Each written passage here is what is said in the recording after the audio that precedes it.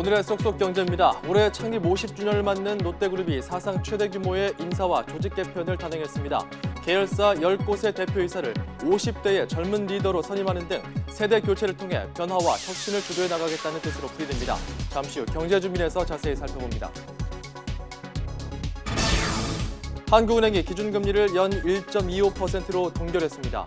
기준금리 동결은 지난해 7월 이후 8달째로 미국의 추가 금리 인상 가능성과 가계부채 등을 종합적으로 고려한 것으로 해석됩니다. 여러분 안녕하십니까? 경제 특화 뉴스 쏙쏙 경제입니다. 증시부터 정리하죠. 코스피가 소폭 상승하며 마감했습니다. 외국인이 6거래일 동안 1조 원 넘게 사자에 나선 덕에 사흘째 2,100선을 지켰습니다. 코스닥은 이틀째 하락했고요. 원달러 환율은 1,137원대까지 내렸습니다. 월말 수출업체가 달러 매도에 나서고 외국인 자금이 꾸준히 유입되면서 달러 가치가 떨어졌습니다. 오늘장 특징주도 정리합니다. 대신증권 나와주시죠. 대신증권입니다. 오늘의 특징주에 대해 말씀드리겠습니다. 3D 검사 장비 업체인 고영이 지난해 실적 호조와 외국인의 순매수에 힘입어 오늘 2.7% 상승한 48,950원에 마감했습니다.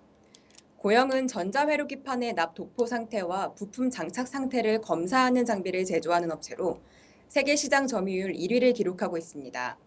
최근 자동차 전장화에 따른 장비 수요가 증가하면서 2016년 호실적을 기록했고 또 신규 사업인 의료기기 사업에 대한 기대감으로 외국인의 매수세도 집중되고 있습니다. 오뚜기는 라면 가격 동결에 따른 시장 점유율 상승 기대감으로 3.4% 상승한 74만 9천 원에 마감했습니다. 오뚜기의 2016년 라면 시장 점유율은 25.6%로 2015년보다 1.1% 증가했습니다. 또 오뚜기는 올해 라면 가격을 동결하기로 결정하면서 경쟁사와의 가격 경쟁력에서 우위를 차지할 것으로 전망되고 있는데요. 경쟁사의 라면 가격 인상에 의한 반사이익과 또 원화 강세에 따른 음식료 업종으로의 매수세 집중이 오뚜기의 주가 상승으로 이어지고 있습니다. 지금까지 대신증권 리서치센터에서 오늘의 특징주에 대해 말씀드렸습니다.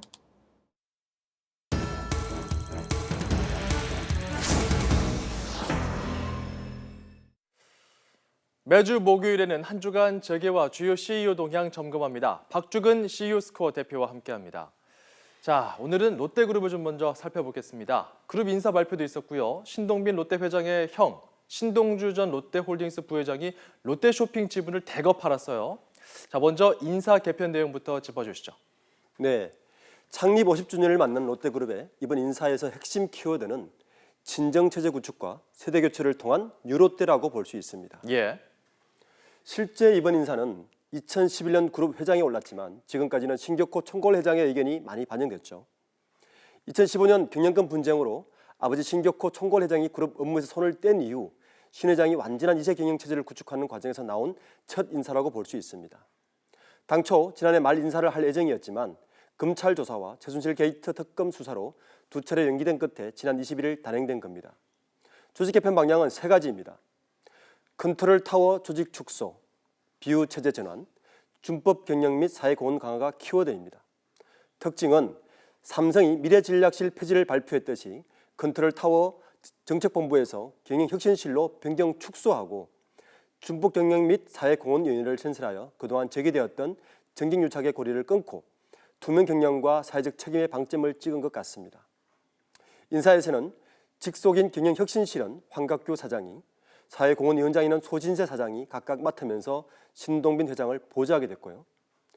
4개의 비유장도 대부분 기존 정책본부 임원진이 맡는데 핵심 계열사 CEO로 일해온 이원준 롯데백화점 사장과 허수영 롯데케미칼 사장, 송영덕 롯데호텔 사장, 이재혁 호텔 롯데칠성로 사장이 4대 비유장으로 이동하면서 확실한 친정체제를 구축했습니다.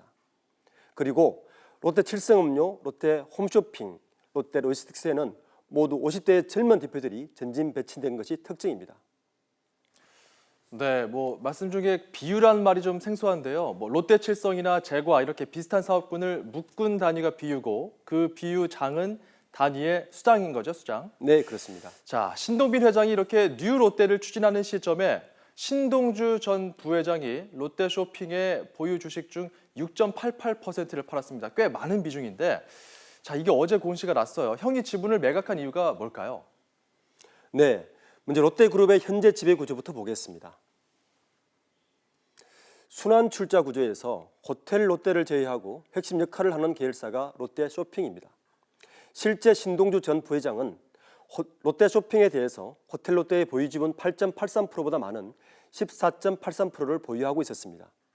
이번에 6.88%, 173만 883주를 매각하면서 지분율이 7.95%로 낮아졌습니다.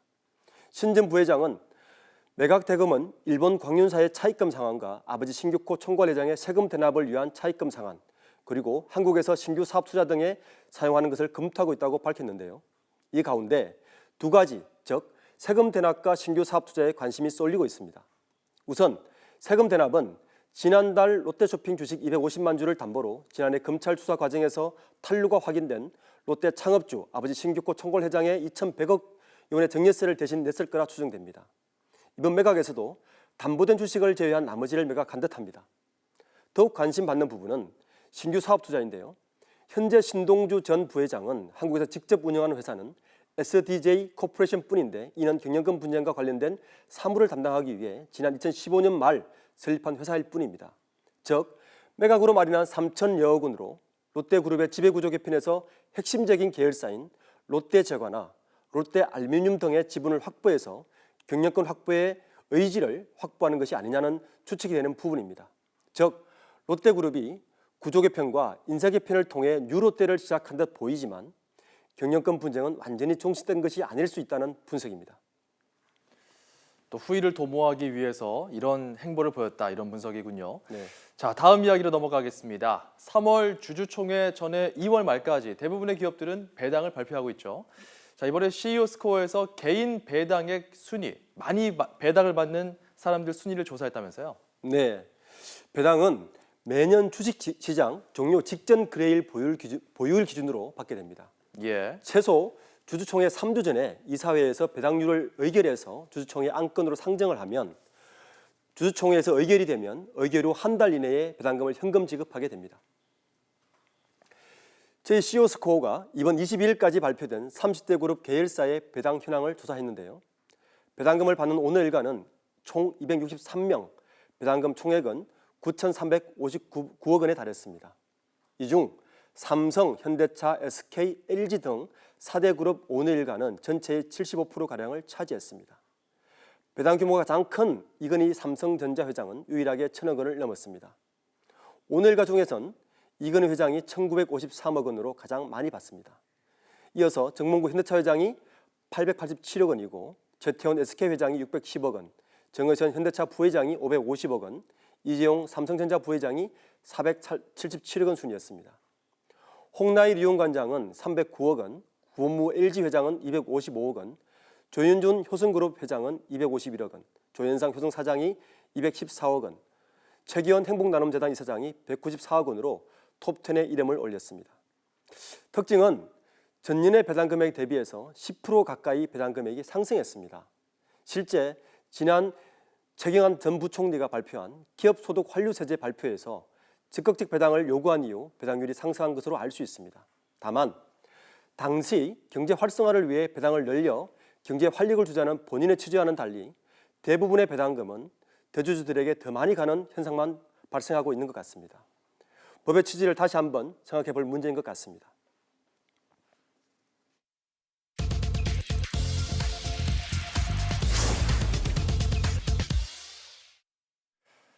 네, 한국전력이 맞춤형 미래 에너지 인재를 양성하는 사업을 강화하고 나섰습니다. 장학금은 물론 학생들에게 현직 직원을 맺어줘서 든든한 후원자 역할까지 하고 있습니다. 김범환 기자입니다. 전기공학을 전공하는 박가영 씨는 올해 학자금 걱정을 덜고 취업 공부에만 열중할 수 있게 됐습니다. 한국전력의 장학생으로 당당히 뽑힌 덕분입니다. 그리고 앞으로 이제 한국전력공사에 송배전 직군으로 입사해서 이제 안정적으로 이제 고품질의 전력을 공급하는데 이바지하는 전기 기술자가 되고 싶습니다. 광주 전남 공동혁신도시로 본사를 옮기고 새로운 성장 동력으로 에너지밸리를 적극적으로 추진하는 한국전력이 맞춤형 인재 양성에 소매를 걷어붙였습니다. 에너지 신산업 인재를 막상 쓰려고 해도 걸맞은 자원을 찾는 데는 한계가 있기 때문입니다.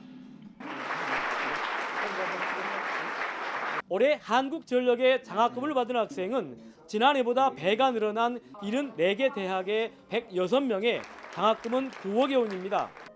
각 대학의 인재 양성 클러스터도 저희가 만듭니다. 그래서 저희가 더 적극적으로 좋은 재원을 발굴해서 활용하고자 이 프로그램을 앞으로 계속 발전시켜 나갈 것입니다. 앞서 한국전력은 지난 13년 동안 모두 600여 명에게 장학금을 지급했습니다. 한국전력은 장학금 지급에서 나아가 현직 직원을 장학생들의 후원자로 맺어주고 취업할 때까지 조언을 아끼지 않기로 했습니다. 나는 솔선수범하고 모범적인 활동을 주도하여 멘티의 귀감이 될 것을 약속합니다. 이미 지역 대학과 연계해 미래 에너지 신산업 분야 융복합 인력을 전문과 기능 두 갈래로 기르고 있는 한국전력. 갈수록 높아지는 청년 실업률에도 한국전력의 맞춤형 인재 양성 사업은 대학생들에게 큰 희망이 되고 있습니다. YTN 김범환입니다.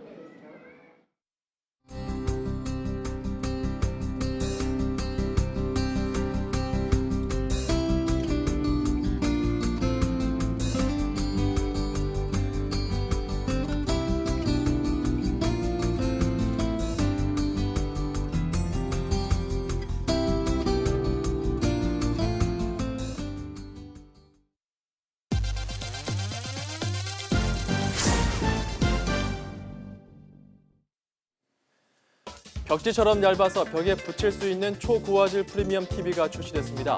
LG전자는 오늘 TV 신제품 발표회를 열고 LG 시그니처 올레드 TV W 시리즈를 오는 25일부터 시장에 판매한다고 밝혔습니다. 이 TV는 두께가 4mm에 불과해 자석으로 벽에 붙일 수 있는데 화면 외 요소를 모두 없애서 단순함과 간결함을 추구했다는 설명입니다.